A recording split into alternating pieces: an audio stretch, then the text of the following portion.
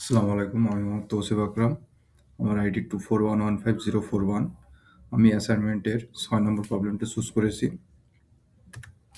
So CFG to CNF. CFG to CNF convert করতে গেলে প্রথমে আমাদের যেটা দুটি রুলস ফলো করতে হবে। এ ডিরাইভ বিসি, রুলস টু এ ডিরাইভ বিসি, অর্থাৎ এ দুটি নন টার্মিনালকে ডিরাইভ করবে, আর এ ডিরাইভ এ অর্থাৎ এ একটি টার্মিনালকে ডিরাইভ করবে।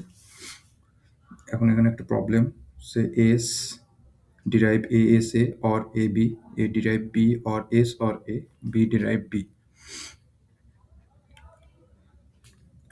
সো আমাদের প্রথমেই দেখতে হবে যদি আর এই রাইট হ্যান্ড সাইডে আর একটা স্টার্টিং স্টেট থাকে। আমরা জানি রাইট হ্যান্ড সাইডে যদি আরেকটা স্টার্টিং স্টেট থাকে তাহলে একটি আরেকটি স্টার্টিং স্টেট ধরে নিতে হয়। আমি এস নটকে স্টার্টিং স্টেট হিসেবে ধরে নিয়েছি, এস নট এসকে ডিরাইভ করছে। সো আর বাদ বাকি যেগুলো আছে সেমনভাবে লিখে দিতে হবে।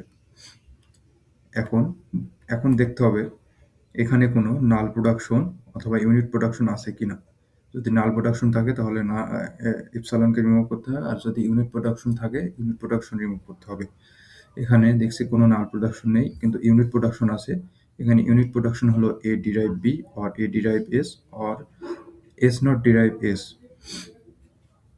এখন এস নট এর পরিবর্তে A S A or A B বসাই দিলে এস রিমুভ হয়ে যাবে, আর এ এর পরিবর্তে এস এর ভ্যালু বসাই দিলে এ রিমুভ হয়ে যাবে।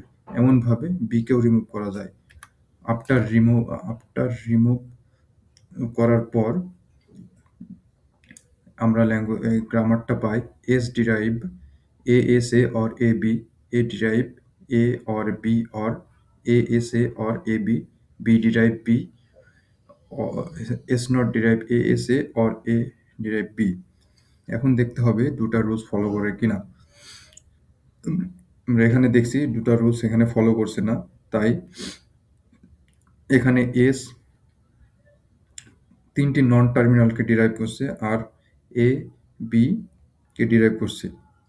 এটা রুলসগুলোর সাথে যায় না। সো আমরা ধরে নিতে পারি এক্স ডিরাইভ করছে এ এস কে, ওয়াই ডিরাইভ করছে এ কে। এখন